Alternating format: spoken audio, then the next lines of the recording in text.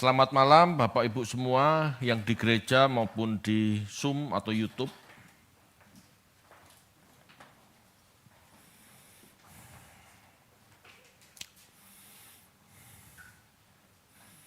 Tema malam hari ini adalah dosa dan kutuk keturunan.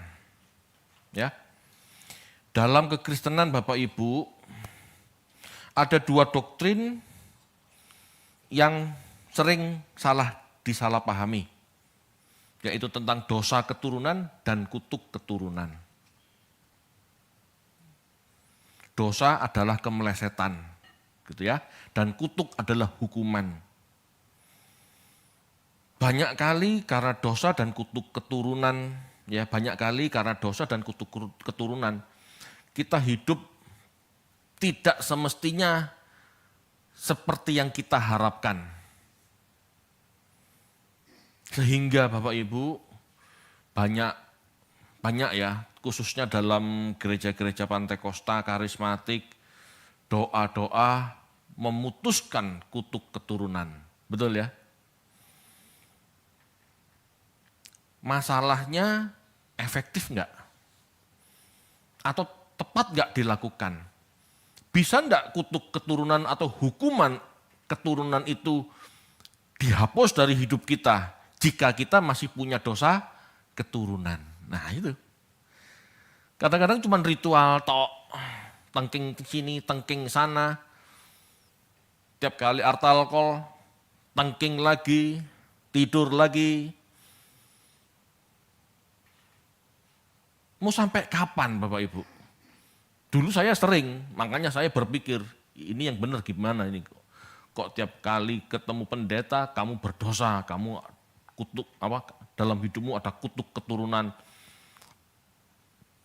Lalu doa tangan, tumpang tangan, ya, didoakan, tumpang tangan, nangis-nangis, geblak-geblak. Ketemu pendeta lain, begitu lagi.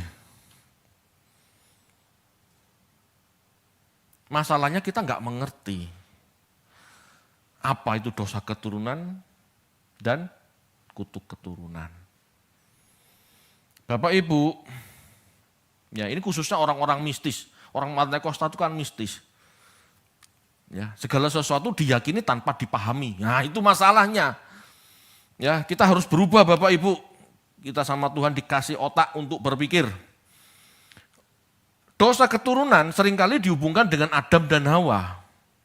Sebagai manusia pertama, karena mereka berdosa, maka kita juga dianggap berdosa. Kan gitu. Karena Adam berdosa, maka kita berdosa. Doktrin ini Bapak Ibu di dalam gereja terbagi dua. Ya, ada beberapa pengertian. Dosa Adam diwariskan kepada semua manusia keturunannya. Sehingga manusia lahir dalam keadaan bersalah atau rusak. Ya, ini pandangan gereja barat yang diajarkan oleh Santo Agustinus dari Hippo.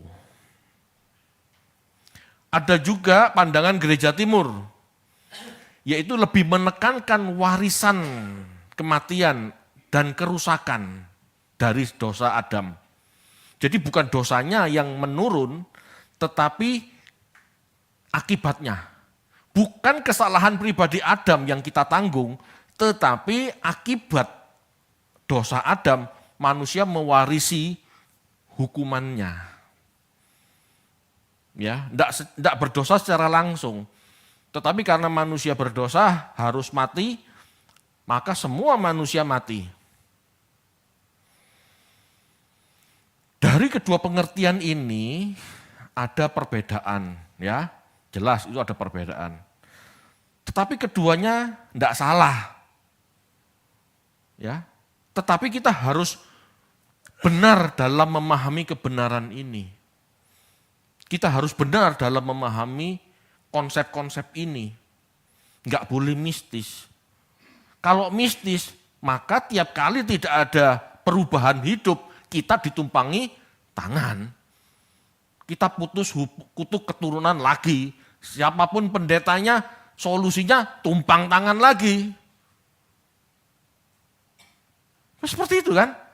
Saya nggak tahu Anda pernah ngalami enggak, tapi masa kecil saya pendeta-pendetanya begini terus. Papa saya namanya Pak Chandra. Pak Chandra nih kena kutuk keturunan Pak. Tumpangi tangan. Tumpangi tangan. Ketemu pendeta lain, tumpangi tangan. Kok enggak selesai-selesai ya? Ada yang salah. Ada yang salah Bapak Ibu.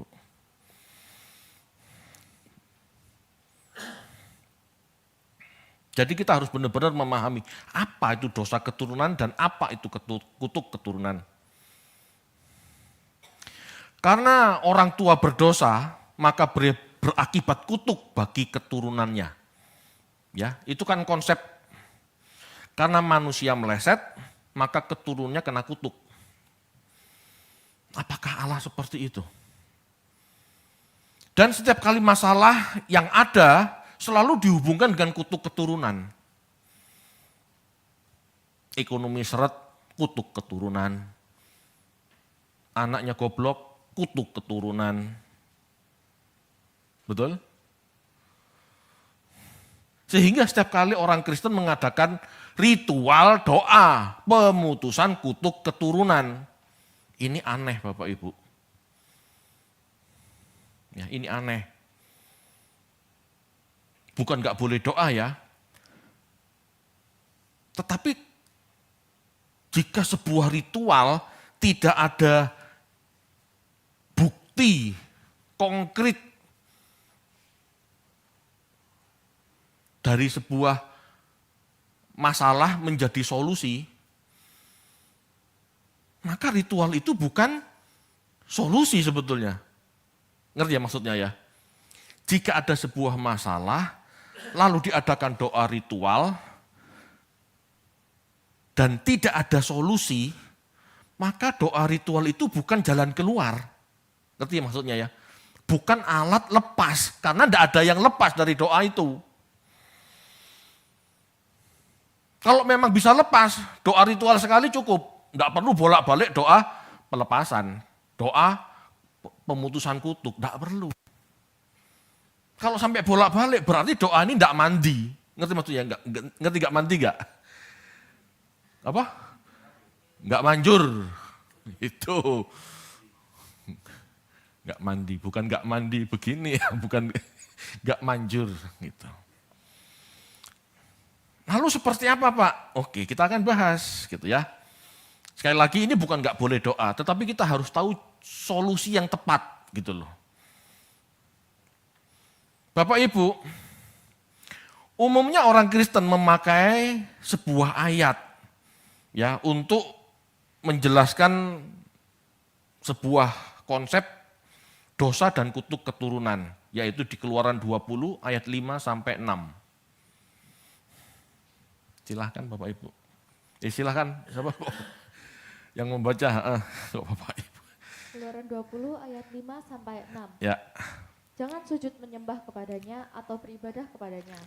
Sebab aku, Tuhan Allahmu, adalah Allah yang cemburu, yang membalaskan kesalahan bapa kepada anak-anaknya, kepada keturunan yang ketiga dan keempat dari orang-orang yang membenci aku.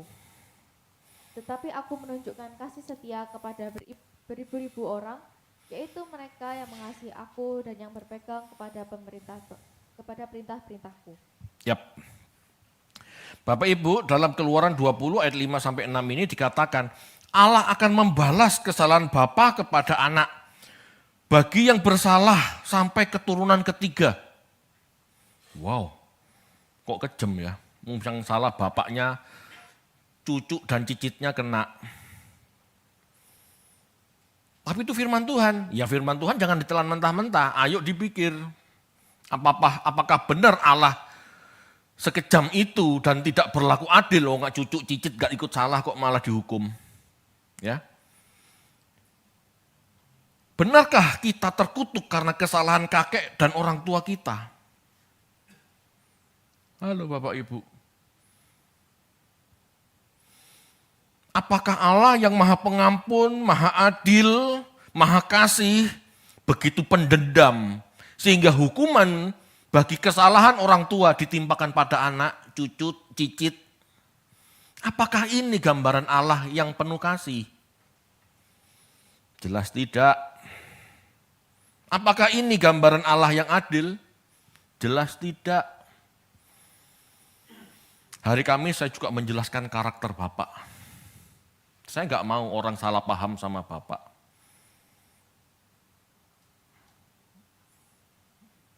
Termasuk dulu saya memahami juga sama seperti ini. Dan saya rasa itu salah. Karena Bapak yang kasih dan adil tidak mungkin semena-mena. Itu doktrin karena tidak bisa dipahami dengan benar. Itu doktrin karena dipahami dengan mistis. Allah berdaulat, tapi kedaulatannya ngawur seperti itu, apakah Allah yang penuh kasih? Tidak bisa.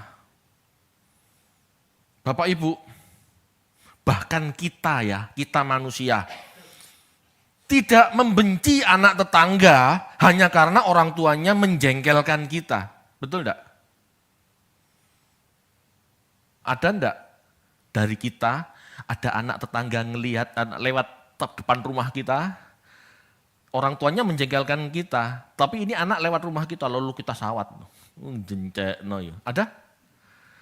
Kan sakit Allah kayak begitu. Kita saja enggak akan menyakiti anak tetangga yang orang tuanya menjengkelkan kita. Betul enggak? Kan enggak dewasa, katanya Allah itu dewasa, sempurna.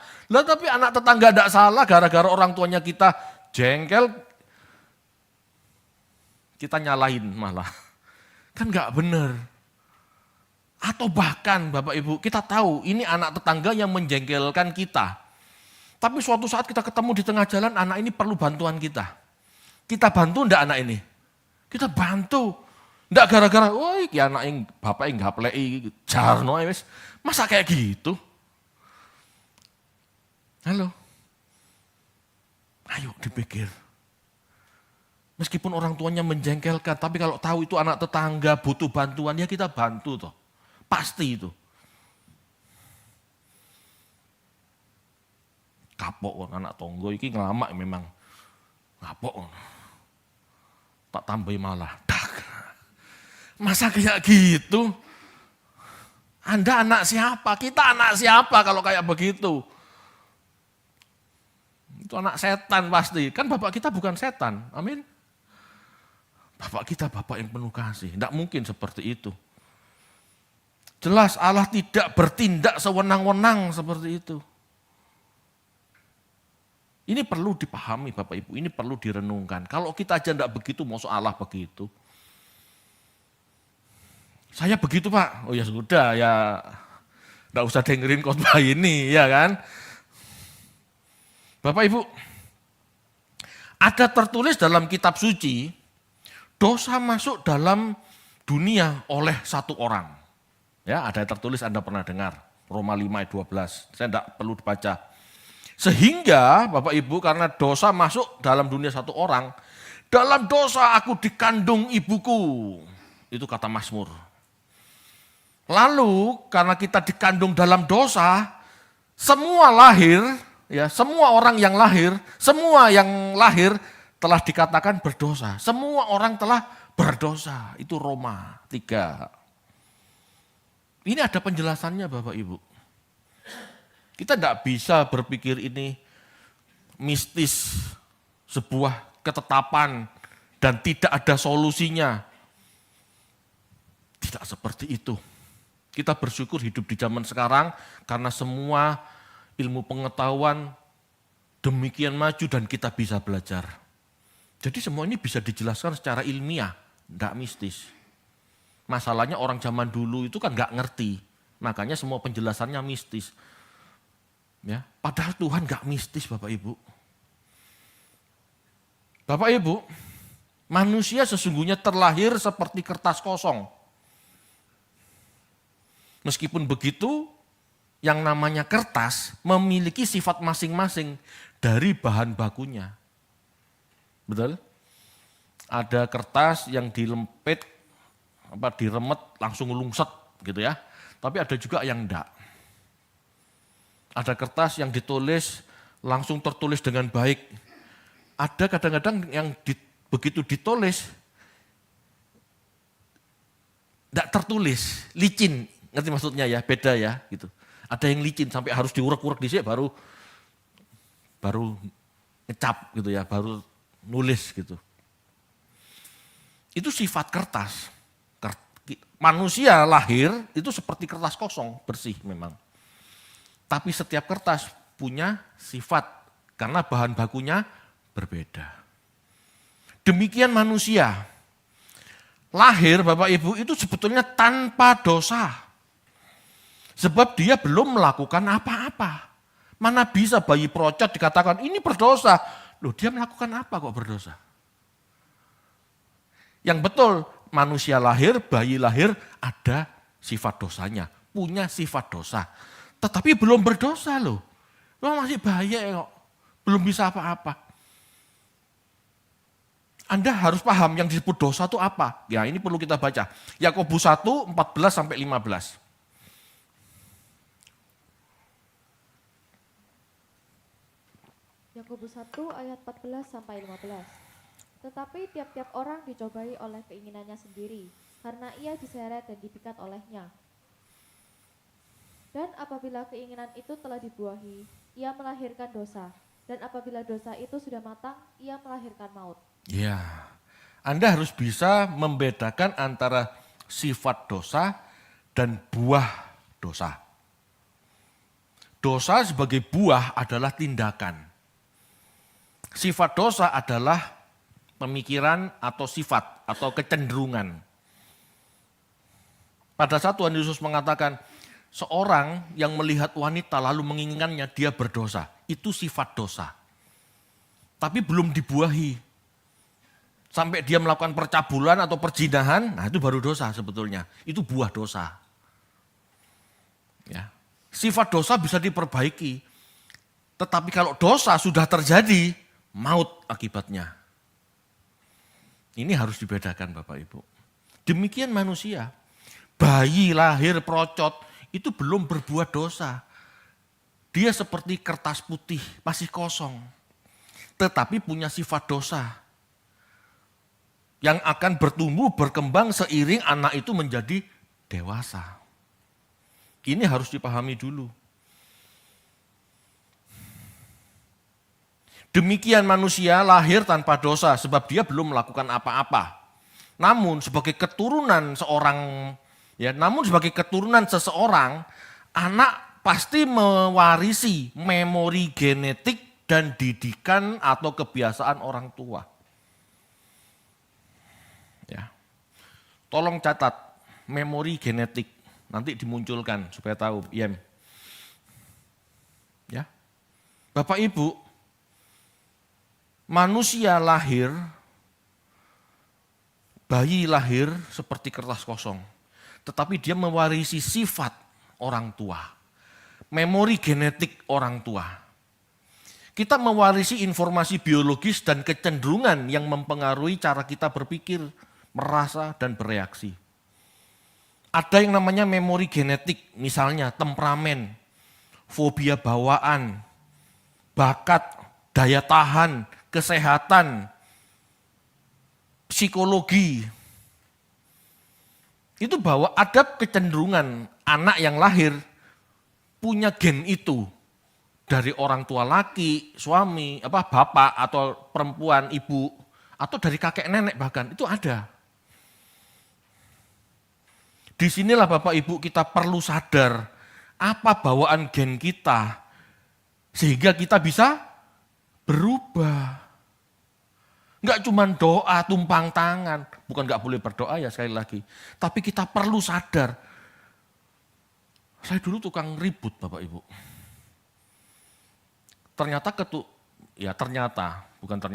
Saya tahu sejak kecil itu saya tuh terbiasa melihat papa saya itu orang tua ya, diaken bahkan, pernah tua sebuah gereja, tapi tukang gelut. Betul itu. Suatu saat burung poksai papa saya itu hilang. Papa saya sudah menduga ini orang yang kemungkinan pencurinya si A gitu misalnya ya. Karena papa saya sering lewat diam-diam, tingkahnya, gayanya kok kayak mencurigakan gitu. Suatu saat si A ini lewat depan rumah. Itu hari Minggu dan saya mau ke gereja. Papa saya biasanya nganterin saya ke gereja sekolah Minggu. Papa saya ngelihat itu, orang. Dia jalan ke arah sana. Papa saya langsung muter. Saya dicegat di gang belakang, di gang sebelah. Dihajar tuh maling. Betul. Dihajar itu maling. Saya enggak jadi ke gereja. Haleluya. Kenapa saya enggak hajar maling? Itu saya kecil waktu di Jember. Pada saat di Malang itu papa saya sebagai ketua komsel. Lagi nganterin jemaat komselnya menikah, gitu ya. Dari rumah keluar gang. Gang itu sempit. Nah, ada mobil masuknya salah jalur, enggak mau mundur. Papa saya turun, itu dihajar orang yang nyetir. Belum, jadi kan ribut, diturunkan kacanya, ribut sama papa saya. Langsung dihajar sama papa saya. Itu orang enggak sempat turun, dihajar. Bapak Ibu, saya enggak ngerti kenapa saya jadi orang keras dulu kan. Setelah saya belajar, oh makanya aku ini juga punya darah panas kayak begitu. Itu ya. Saya enggak senang berkelahi Bapak Ibu. Cuman bukan senang ya. Saya enggak senang berkelahi sebetulnya. Cuman gampang naik darah juga, gampang emosi gitu loh ya. Tapi puji Tuhan, saya ini sudah belajar firman Tuhan sehingga saya bisa mengendalikan diri. Gitu loh. Jadi perubahan itu di mindset. Meskipun gen pemarah itu ada, tapi saya bisa menguasai diri karena saya mengerti. Ngerti maksudnya ya? Itu yang perlu kita lakukan. Suatu saat saya keluar dari Untat, dari Agus Salim, mau ke arah Ramayana. Jadi kan harus putar balik. Itu ada truk menggok. Pelan-pelan. Ya saya tahu memang harus pelan-pelan. Tetapi kok berhenti gitu ya. Saya tin gitu. Supaya dia segera gitu loh. Karena di belakang sudah meso. Itu truk meso. Saya turunkan kaca sudah. Untungnya Bu Tina sebagai penolong. Wes, gak usah ribut. Ya udah pandang-pandangan saja. Bapak Ibu, kita perlu punya kesadaran. Enggak marah itu bukan ngempet. Enggak marah itu berarti kita tahu kondisi kita dan kita harus bisa mengendalikan diri. Itu. Ngempet. Bukan begitu. Tapi kita tahu kondisi kita ini begini gitu. Contoh, ini penyakit kan, diabetes. Kita tahu kondisi kita diabetes. Jadi jangan kengangguran dikit-dikit makan es krim, makan roti, makan karbo. Seolah-olah kamu tidak punya penyakit. Ngerti maksudnya ya? Kalau kepingin, orang diabetes itu kan paling kepingin. Es teh manis, kan gitu kan. Paling kepingin es krim, betul ya? Tetapi karena punya kesadaran, kita bisa mengendalikan diri. Bapak Ibu, dosa keturunan itu memori genetik itu. Kedua, didikan dan kebiasaan orang tua. Bayi yang lahir itu kertas kosong. Tetapi cara berpikir kita sejak bayi itu dipengaruhi cara pikir orang tua. Pola pikir kita dibentuk orang tua dari cara ayah ibu mendidik kita, terlebih di usia emas. Setiap anak akan merekam kuat apa yang diajarkan orang tua.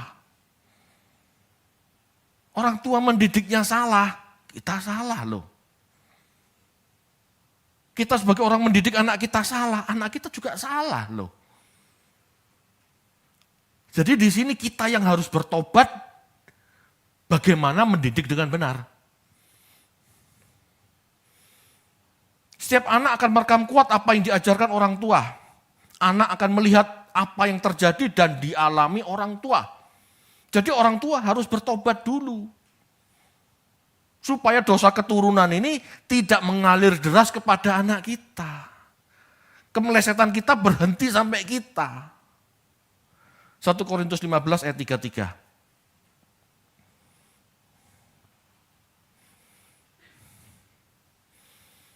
1 Korintus 15 ayat 33.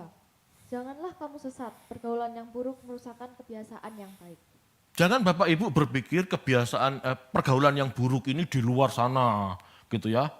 Di nightclub, di pelacuran. Enggak loh, pergaulan yang buruk di rumah tangga juga bisa. Kalau Bapak Ibunya enggak bertobat, pergaulan kita ya buruk. Anak-anak kita akan terpengaruh kebiasaan yang buruk. Rusak kebiasaan baik kita, apalagi belum punya kebiasaan baik, sudah dicuci otak dengan pola pikir orang tua yang masih rusak, ya rusak terus tanpa hambatan. Bapak Ibu, dosa keturunan tuh itu. Kita punya kecenderungan ya, dari memori genetik. Kita punya kecenderungan salah dari didikan dan kebiasaan orang tua. Itu dosa keturunan. Tidak mistis. Kalau kita sadar ini Bapak Ibu, kita bisa berubah. Kita bisa selesai. Sampai di kita, saya nggak mau Tuhan anakku menanggung dosa dan kutuk keturunan dari aku. Ya kita harus beres dulu. Kita harus bertobat dulu. Amin. Jadi Bapak Ibu, dosa keturunan bukan kita menanggung dosa Adam atau orang tua kita. Tetapi melalui memori genetik dan pengaruh didikan serta kebiasaan membuat kita melakukan dosa yang cenderung sama dengan dosa orang tua kita. Cenderung sama. Bapaknya pejudi, anaknya pejudi. Bapaknya perokok, anaknya merokok. Emang bisa?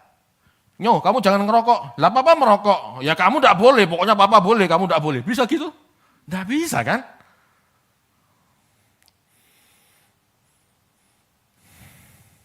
Anak itu cenderung melihat Bapak Ibu. Ya. Diomongin 10 kali belum tentu terpengaruh. Tapi melihat kita ngerokok, sekali aja dia pasti bisa ngerokok. Oh papa ngerokok, aku ya boleh. Pasti. Sekali aja lihat. Sekali aja lihat suami nempeleng istri, nempeleng papa, nempeleng mama. Sekali aja lihat. Itu terekam kuat pada anak dan anak ini bisa jadi punya kecenderungan yang sama. Halo Bapak Ibu, itu sebabnya berat loh beban kita orang tua. Kita harus bertobat dulu kalau ingin jadi anak, kalau kepingin anak kita jadi baik.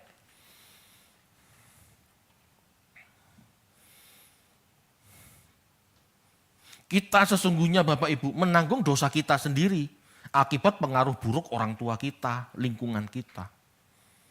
Itu sebabnya Bapak Ibu bisa dikatakan kehendak bebas kita sebenarnya tidak benar-benar bebas. Kehendak bebas kita ini terbelenggu oleh kecenderungan memori DNA. Kecenderungan dari kebodohan kita akibat salah asuh orang tua kita. Kita punya kehendak bebas, betul? Tapi saya tanya, bagi orang yang diabetes, Anda benar-benar bebas? Tidak bisa. Selalu kepingin. Kita tahu ya, kita punya kehendak bebas dan kita punya pengetahuan sakit diabetes itu berbahaya. Tapi faktanya, kita masih punya keinginan yang manis-manis, dan kita masih memutuskan ingin beli es krim, ingin beli permen, betul enggak? Padahal punya kehendak bebas, katanya. Lah kok masih kepingin? Tahu salah kok masih dilakukan? Itu berarti Bapak Ibu, kehendak bebas kita enggak benar-benar bebas. Kita terbelenggu sama yang namanya memori genetik. Kita terbelenggu didikan orang tua yang salah. Kebiasaan keluarga turun seperti itu, judi. Ngerti judi salah, tetapi tidak bisa berhenti. Kepingin, dengan kehendaknya kepingin tetap berjudi. kehendak bebas terbelenggu. Jadi kehendak bebas kita tidak benar-benar bebas. Jika tidak bertobat. Jika tidak merubah pola pikir. Jika tidak nekat untuk meninggalkan paradigma yang salah. Dan ini berat Bapak Ibu, tidak bisa cuma tumpang tangan. Ini pergumulan seumur hidup. Betul enggak? Kalau kekristenan bisa dipahami, kita tahu apa jalan keluarnya. Enggak cuma dikit-dikit doa, dikit-dikit tengking, enggak bisa dibereskan dengan itu. Kita yang harus tahu apa kelemahan kita, siapa musuh kita. Musuh kita daging sendiri yang suka rasa manis. Karena saya nurun dari mama saya suka yang manis-manis. Itu kan. Itu musuhnya. Musuh kita tuh daging sendiri. Jangan dikit-dikit nyalain setan. Lah yang kepingin mulutnya sendiri kok nyalain setan. Ayo Bapak Ibu. Selesaikan dosa kita, kemelesetan kita, cara berpikir kita. Itu yang harus selesai.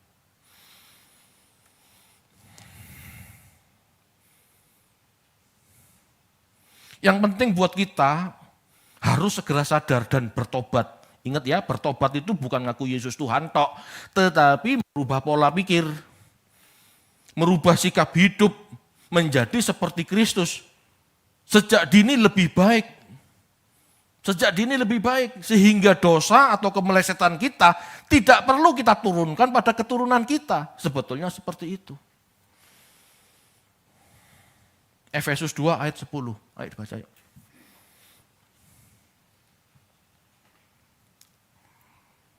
Efesus 2 ayat 10. Karena kita ini buatan Allah, diciptakan dalam Kristus Yesus untuk melakukan pekerjaan baik yang dipersiapkan Allah sebelumnya. Ia mau supaya kita hidup di dalamnya. Ya. Kenapa kita orang percaya Yesus harus hidup seperti Yesus?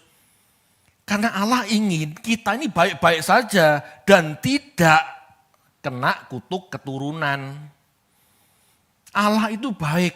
Dia kirim anaknya supaya kita percaya padanya, berarti mengikuti jejaknya, supaya kita enggak keterusan hidup dalam dosa keturunan. Supaya kita tidak terhukum seperti nenek moyang kita. Bapak Ibu, kalau kita percaya Yesus, sebetulnya sudah tidak ada lagi kutuk. Kenapa? Karena kita udah beres. Bapak Ibu, kita akan bedah sekarang. Gini ya, kita akan bedah Keluaran 20 ayat 5 dan 6. Ya, ayo dibaca lagi dan dimunculkan.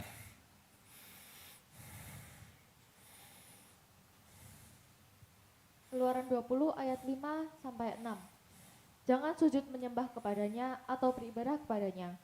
Sebab aku Tuhan Allahmu adalah Allah yang cemburu, yang membalaskan kesalahan bapa kepada anak-anaknya, kepada keturunan yang ketiga dan keempat dari orang-orang yang membenci aku. Tetapi aku menunjukkan kasih setia kepada beribu-ribu orang, yaitu mereka yang mengasihi aku dan yang berpegang kepada perintah-perintahku. Bapak Ibu, orang tua berdosa, anak dihukum, cucu cicit dihukum. Orang tua berbuat baik, benar, anak diberkati, cucu cicit diberkati. Padahal berdosa. Anak cucu cicit berdosa. Lalu diberkati gara-gara nenek moyang kita baik gitu. Ya enggak fair kan? Enggak fair Bapak Ibu. Kita harus sadar Bapak Ibu bahwa ayat-ayat ini Keluaran 20 ayat 5 sampai 6 ini bicara tentang okultisme. Ini bicara tentang penyembahan berhala. Ya, ini tentang penyembahan berhala. Penyembahan berhala itu, okultisme itu pasti ada dampaknya. Ya. Allah, yang pertama ya, Allah tidak suka manusia yang meninggalkan, Allah tidak suka manusia yang meninggikan Allah lain selain dirinya. Kita percaya ada satu Allah yaitu Bapa, amin. Bapak nggak suka kita menyembah Allah lain yang sebetulnya bukan Allah kan, gitu loh. Segala sesuatu yang kita beri nilai tinggi, menyamai atau melampaui Allah, itulah berhala. Itulah Allah lain. Dalam kasus Keluaran 20 ayat 5 sampai 6 secara biblika Bapak Ibu, saat itu orang Israel sudah mengenal Yahweh tapi masih menyembah Baal. Allah marah. Sampai keturunan ketiga, keempat dihukum. Tapi masalahnya benarkah ini karena Allah yang menghukum? Nah, kita cek. Ya. Kita orang Kristen sudah mengenal Bapa dalam nama Yesus. Tetapi masih ke Gunung Kawi. Mencari pesugihan dari Gunung Kawi. Kalau keturunan ketiga, keempat masih terhukum, itu apakah Allah yang menghukum? Tidak sebetulnya. Bapak Ibu, dalam perilaku okultisme, memang orang bisa kaya ke Gunung Kawi, itu bisa kaya memang. Tetapi ingat, di setiap perjanjian dengan Mbah Dukun, pasti ada tumbal. Betul? Saya pernah kos di Solo, sebelah kos saya itu perusahaan besar. Dan saya dengar dia menumbalkan karyawannya. Jadi setiap tahun ada saja karyawan yang mati. Lama, ya bukan untung, ya itu jahat ya. Tetapi kan di sini orang tua, anak-anak, bisa enggak? Bisa. Bapak Ibu, dari pesugihan yang dilakukan akan ada perjanjian yang harus dibayar. Misalnya anak sebagai tumbal, istri sebagai tumbal, bisa enggak? Bisa. Jadi Bapak Ibu, kalau hukuman itu ada pada kita, sebetulnya bukan Allah menghukum. Karena kita mengharap berkat itu dari sesuatu yang bukan Allah. Dan itu ada harga yang harus dibayar. Ada tumbal yang harus dilaksanakan. No? Jelas itu salah sendiri, bukan Allah yang menghukum. Kalau sampai anaknya cacat, anaknya mati, anaknya sakit-sakitan. Perilaku okultisme itu pasti ada perjanjian yang harus dibayar. Yang pertama, Allah tidak menghukum. Karena dari perjanjian seseorang dengan Allah lain atau roh jahat pasti ada tumbal. Jadi Allah tidak menghukum. Itu yang pertama ya, bicara okultisme. Yang kedua, kita mungkin tidak ke Gunung Kawi. Ya, mungkin kita tidak ke Mbah Dukun. Saat ini ya, yang menyembah Allah berarti memberi nilai tinggi Allah. Tetapi sebaliknya Bapak Ibu, jika kita memberi nilai tinggi sesuatu yang bukan Allah, berarti kita punya berhala. Kita tidak ke Mbah Dukun, kita tidak ke Gunung Kawi. Tetapi kita punya Allah-Allah lain. Kita punya sesuatu yang kita nilai lebih tinggi daripada Allah. Misalnya Mammon. Kita cinta uang, materialis, punya sikap oportunis, pragmatis, yang penting cuan. Ini berhala kan? Sikap hati yang materialis, pragmatis, oportunis, ini berhala. Bapak Ibu, itu berarti orientasi hidup yang salah. Itu berarti ajaran dan pengalaman ini akan diwariskan kepada anak. Engkong mak kita doyan duit, kerja keras, itu masih bagus. Kerja keras disertai dengan korupsi, disertai dengan main curang. Yang penting cuan, ini kan diajarkan pada anak. Nak, kalau kamu yang kerja jangan jujur-jujur banget. Kalau kamu yang kerja, lihai, kayak welut, lihai. Ini kan mengalir dalam diri anak, sehingga anak juga punya premis yang sama, punya paradigma yang sama. Jadi kalau suatu saat ketangkep KPK, masuk polisi, itu bukan hukuman Allah loh. Itu adalah buah yang dihasilkan dari orang tua yang menabur kecurangan. Orientasi hidup yang salah, ajaran dan pengalaman inilah yang diwariskan kepada keturunan. Sehingga mengabaikan nilai-nilai rohani dan kebenaran.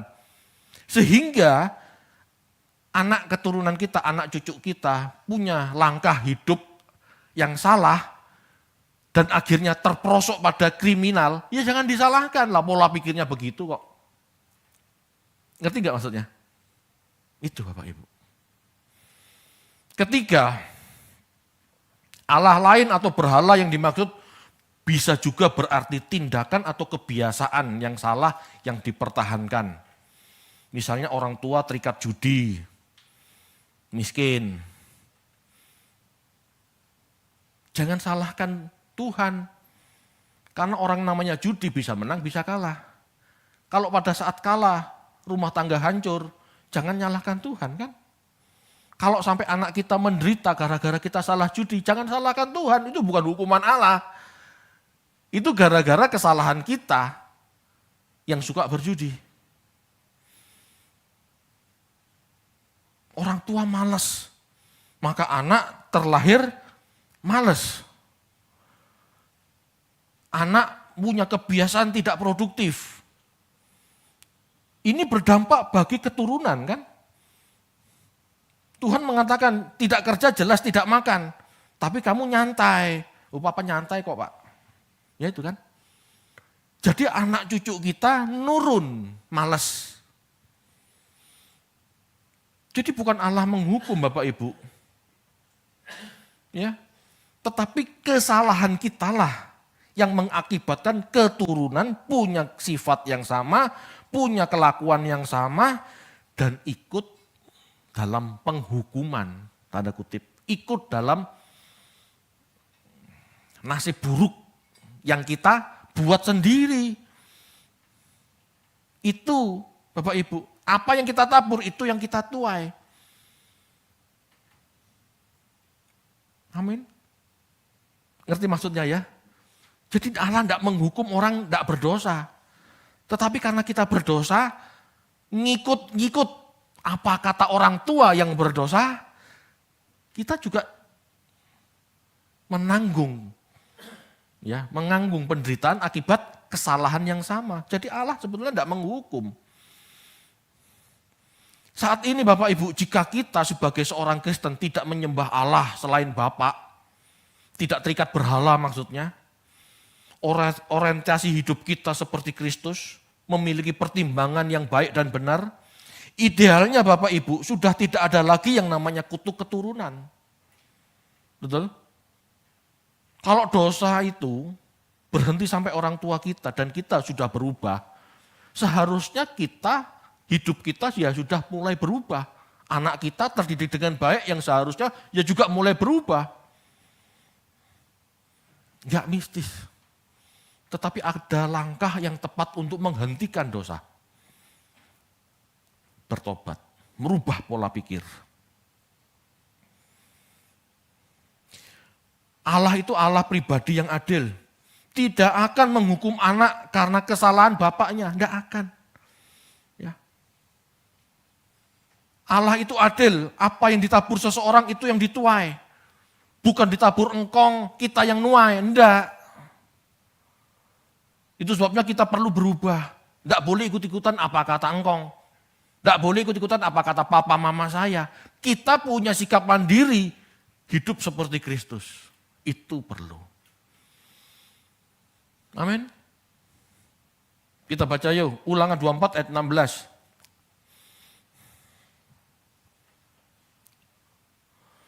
Ulangan 24 ayat 16. Janganlah ayah dihukum mati karena anaknya.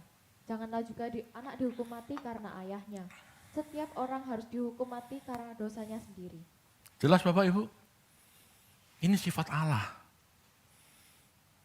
Enggak mungkin Allah sembrono, ngawur gitu ya. Kita baca juga Yehezkiel 18 ayat 20.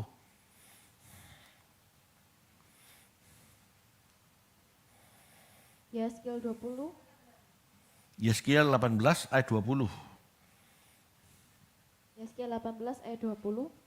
Orang yang berbuat dosa itu yang harus mati. Anak tidak akan turut menanggung kesalahan ayahnya, dan ayah tidak akan turut menanggung kesalahan anaknya. Orang benar akan menerima berkat kebenarannya, dan kefasikan orang fasik akan tertanggung atasnya. Ya, amin. Allah itu Allah yang bijaksana, adil. Allah itu Allah yang baik. Dia Bapak kita.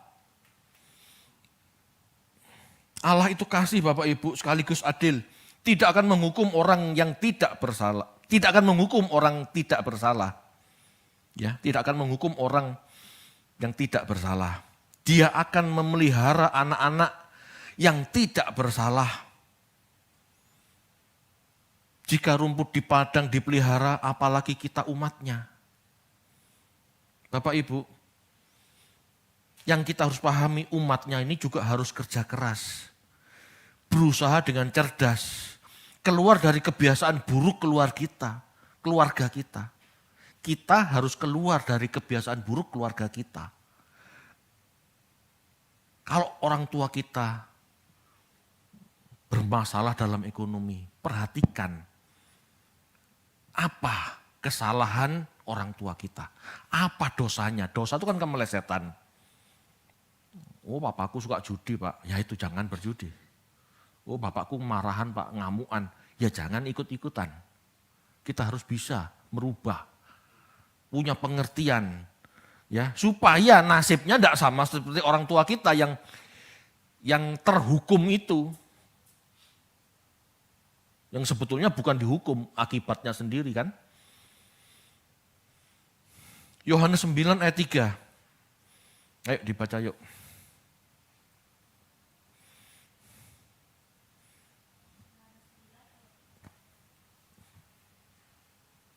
Yohanes 9 ayat 3.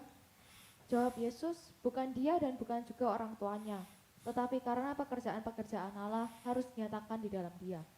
Ini kan kasus Tuhan Yesus ketemu orang yang sakit dan ditanya, kalau salah orang buta itu ya. Lalu ada orang tanya, muridnya atau orang lain, Tuhan siapa yang berdosa? Orang tuanya atau dia? Bisa jadi Bapak Ibu kondisi kita itu juga bukan karena orang tua kita yang bersalah atau kita yang bersalah. Memang ada kondisi di mana kita dilahirkan berbeda dengan orang lain. Dan disitulah kita harus berjuang, menang melalui paket hidup kita. Jadi tidak selalu Bapak Ibu masalah dalam hidup kita itu kutuk keturunan. Belum. Bahkan orang tua kita tidak salah, kita tidak salah. Kita hidup dalam kondisi, dalam tanda petik ya, buta. Mungkin kita tidak buta mata. Tapi banyak hal kita berbeda dengan orang lain. Orang lain enak gitu Pak, saya punya masalah ini. Belum tentu itu kutuk keturunan. Belum tentu itu juga dosa kita. Tetapi Tuhan izinkan itu ada dalam hidup kita. Supaya kita menang dalam paket hidup kita. Setiap kita dalam hidup Bapak Ibu punya sekolah kehidupan masing-masing. Ya. Setiap orang terlahir dari kondisi yang berbeda dan harus menyelesaikan paket hidupnya masing-masing. Ya, si kaya dan si miskin memiliki privilege masing-masing di mana perlu langkah dan tindakan yang berbeda. Di dalam Yesus Bapak Ibu tidak ada lagi kutuk. Yang ada adalah sekolah kehidupan. Kalau kita tahu ada kutuk, periksa yang dosa apa, yang dosa siapa, periksa dosanya apa, di mana, selesaikan. Perlu belajar firman, perlu berdoa. Perlu, tapi bukan ritual pelepasan maksudnya ya. Berdoa dalam hal ini evaluasi. Coram Deo, Tuhan apa yang salah dalam hidupku? Cari, tanya Tuhan. Roh Kudus pasti ingatkan. Dan dari bisikan Roh Kudus, kita diingatkan, ini loh salahmu, ini loh kekuranganmu. Dari situ kita berubah. Dari situ kita bertahap melangkah. Amin Bapak Ibu. Pasti ada perubahan, pasti ada pemulihan. Jadi pemulihan itu tergantung kita mau bertobat apa tidak. Mau berubah enggak paradigmanya. Bukan cuma tengking-tengkingan, tumpang tanganan. Ada tindakan konkret. Dosa yang harus ditinggalkan dan masuk dalam kehidupan yang lebih baik. Bapak Ibu, di dalam Yesus tidak ada lagi kutuk. Semua sudah ditanggung Tuhan. Dosa orang tua kita, dosa nenek moyang kita, dosa kita sendiri Tuhan sudah tanggung. Ya, itu di Galatia 3 ayat 13. Ayo dibaca aja, ayat terakhir.